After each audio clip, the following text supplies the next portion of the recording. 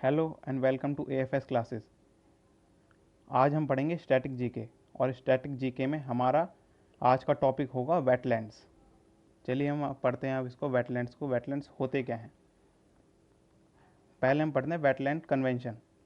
Wetland convention क्यों important है? क्योंकि ये पहली ऐसी यूनिक कन्वेंशन थी जिसके अंदर बहुत सारे देशों ने मिलकर एक ट्रीटी बनाई थी, मतलब एक समझौता करा था बहुत सारे देशों ने मिलकर पहली बार कि किसी नेचुरल रिसोर्स को हम कंजर्व करेंगे, मतलब संरक्षित करेंगे, मतलब बचाएंगे उसको, कि ख़त्म नहीं होने देंगे या फिर बर्बाद नहीं होने देंगे। तो इसलिए बहुत इंपॉर्टेंट है। ये कब साइन करी गई थी वेटलैंड कन्वेंशन? ये करी गई थी 1971। और एक स्मॉल ईरानियन टाउन था, उसका नाम था रामसर, उसके नाम पे ही रखा गया इसको, रामसर कन्वेंशन। और 1971 में हुई थी ये। अब आगे क्या होता है, ये वेटलैंड्स का एरिया क्या होता है या क्या क्या चीज़ें आती हैं इसके अंदर। आप जैसे इस फिगर के अंदर देख सकते हैं, यहाँ पर दिख रहा है आपको स्वार्म और मार्श। इन दोनों के अंदर आपको forest, shrubs, meadows, dense, emergent, sparse emergent और सबमर्जेंट, ये दिख रही है। ये सारा हिस्सा है हमारा वेटलैंड्स का। और उससे ऊपर चले जाते हैं हम लेफ्ट साइड में, वहाँ अपलैंड्स आ जाते हैं हमारे। और उससे राइट साइड में जाते हैं नीचे की तरफ, तो वहाँ आ जाते हैं लेक्स। तो ये मतलब बीच का पार्ट है, ना ये माउंटेन्स का पार्ट, ना ये लेक्स का पार्ट। ये माउंटेन और लेक्स के बीच का पार्ट को ही हम क्या कहते हैं? वेटलैंड्स। यही होती है, यहाँ पे अलग अलग तरह की वेजिटेशन उगती है। और वेटलैंड है जिसके अंदर बहुत ही डाइवर्स अमाउंट में वो होती हैं हमारी वेजिटेशंस, अलग अलग तरह के पेड़ पौधे होते हैं यहाँ पर। अब आगे बढ़ते हैं। जैसा कि हम देख रहे हैं कि आजकल इतनी सारी फैक्ट्रीज़ वगैरह वो इतना पोल्यूशन इमर्ज करती हैं बाहर, प्रोड्यूस करती है इतना पोल्यूशन। उस वजह से क्या हो रहा है, ये सारे हमारे इकोसिस्टम को नुकसान हो रहा है। तो उसको सुधारने के लिए बनाए थे कन्वेंशन। और उसी में इंडिया ने भी बहुत सहयोग किया है। जैसे कि चिलिका झील है, उसके लिए इंडिया को रामसर संरक्षण अवार्ड भी मिला था। और भरपाल झील थी एक, उसकी भी प्रशंसा की जाती है पूरे वर्ल्ड में, हमारे इंडिया की। आगे बढ़ते हैं। अब वेटलैंड्स क्या क्या होता है, वेटलैंड में क्या प्रोवाइड होता है, हमें किस चीज़ का फ़ायदा होता है वेटलैंड से? वेटलैंड हमें क्या है, वाटर प्रोवाइड करता है, हमें फ्लड से बचाता है, मतलब बाढ़ नहीं आ सकती यहाँ पे। ड्रॉट से बचाता है, मतलब सूखा नहीं पड़ता। और कई सारे डिज़ास्टर हैं जो वेटलैंड प्रिवेंट करते हैं, मतलब होने नहीं देते। और ये क्या, फूड प्रोवाइड करता है और रहने के लिए जगह देता है, बहुत सारे को लिवलीहुड देता है, रहने की जगह, मतलब बहुत सारे लाखों लोगों को। और इसके अंदर रिच बायोडाइवर्सिटी है। बायोडाइवर्सिटी मतलब भिन्नता की, अलग अलग प्रकार के पेड़ पौधे और जानवर। और ये क्या है, इसके अंदर सबसे ज़्यादा कार्बन स्टोर होता है। इसके अंदर बहुत ज़्यादा कार्बन जो भी हमारा एमिट हो रहा है एटमॉस्फेयर के अंदर या फिर डिकम्पोजिशन के द्वारा, ये सारा एब्जॉर्ब करता है। और बहुत बड़ा इकोसिस्टम है ये वर्ल्ड का। अब एडवांटेजेस क्या हैं रामसर साइट की, कि जो ये रामसर कन्वेंशन होता है उसकी हमें एडवांटेजेस क्या हैं? एक तो कंजर्वेशन में हेल्प करता है ये, और अच्छे तरीके से यूज़ हो सके वेटलैंड्स का, कि हम कैसे यूज़ कर सकते हैं उन्हें। जैसे कि कंजर्वेशन कैसे, जैसे वहाँ पे खेती नहीं हो सकती है, इंडस्ट्रीज नहीं लग सकती, तो वो कंजर्व रहेंगे वहाँ पे। और है कि इसमें नेशनल और इंटरनेशनल कॉरपोरेशन भी क्या करती हैं, कंजर्व और मैनेज करने में हेल्प करती हैं, जिससे कि फंडिंग भी मिलती है बाहर से, और टूरिस्ट स्पॉट्स भी बन जाते हैं ये, तो इससे पैसा भी मिलता है। और टूरिस्ट स्पॉट बनेंगे तो वहाँ से पैसा मिलेगा, टूरिस्ट आएंगे। तो ये इसकी एडवांटेजेस हैं। वेटलैंड्स ना कि घर है बहुत सारे पक्षी और जानवरों और पेड़ पौधों का, बल्कि ये क्लाइमेट चेंज होने से भी रोकता है, ये ग्लोबल वार्मिंग जैसी क्राइसिस होने से भी रोकता है। जैसे कि हम आगे पढ़ेंगे अभी क्या क्या इसके एडिशनल फीचर्स हैं। जैसे कि पीलैंड्स हैं। पीलैंड्स क्या करते हैं, ये कार्बन को बहुत ज़्यादा स्टोर करने वाले लैंड्स होते हैं। यहाँ पर क्या है, कार्बन बहुत ज़्यादा मात्रा में स्टोर होता है, जो कि डिकम्पोज प्लांट्स होते हैं या डिकम्पोज वो होते हैं, ऑर्गेनिज्म होते हैं, मतलब कि सड़ रहे होते हैं जो ऑर्गेनिज्म, उनके अंदर जो कार्बन कंटेंट होता है ये उसको स्टोर करता है। और ये जो जितना भी कार्बन है हमारे एटमॉस्फेयर में, मतलब कार्बन डाइऑक्साइड या मोनोऑक्साइड वगैरह, ये भी आपको पता होगा कि यहाँ पे वेजिटेशन है, तो वेजिटेशन क्या करेगी, कार्बन डाइऑक्साइड लेगी, फोटोसिंथेसिस के टाइम पे और ऑक्सीजन देगी। तो ये बहुत बड़ा सिंक है कार्बन का, जो कार्बन को लेता है और ऑक्सीजन देता है। तो ये एटमॉस्फेयर में भी कार्बन की मात्रा कम करता है।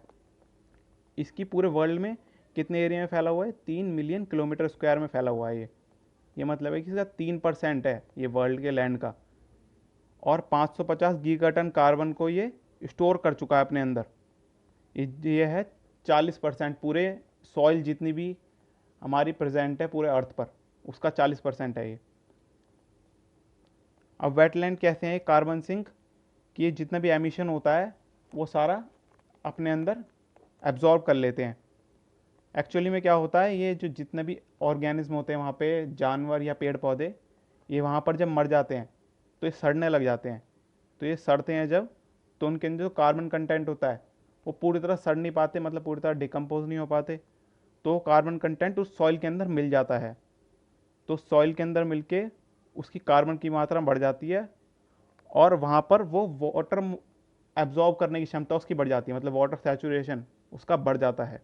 और अब जो ये हाई वाटर कंटेंट वाली सॉइल बनी है हमारी और ऑक्सीजन लेस सॉइल बनी है, इसका फ़ायदा क्या होता है?